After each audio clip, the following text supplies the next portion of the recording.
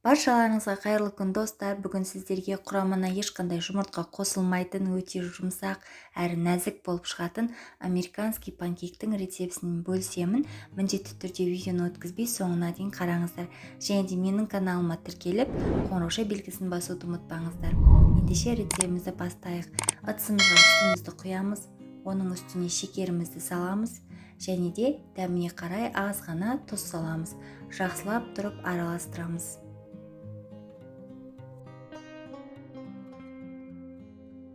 Араластырып болғаннан соң үстіне сұйық майымызды қосамыз. Тағы да венчиктің көмегімен жақсылап араластырамыз.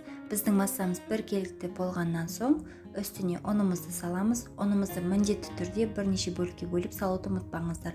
Ұнымыздың үстіне қамыр қопсытқышымызды салып, тағы да жақсылап араластырамыз.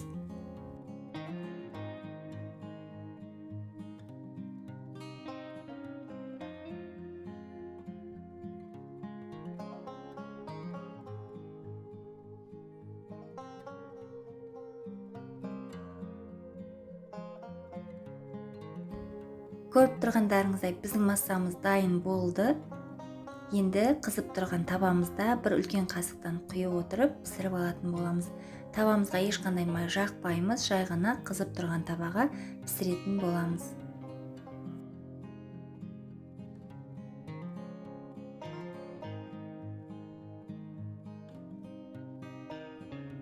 Менде дәл осы рецепттен 18 штук панкейк шықты. Егер көбірек жасағыларыңыз келсе, құрамындағы заттарды аз ғана көбейтіп жасасаңыздар болады.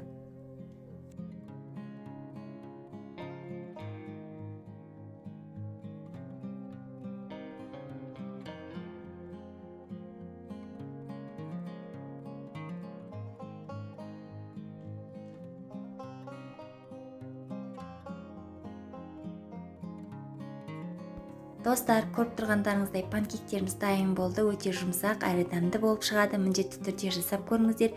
Сіздерге ұнайды деген ойдамын.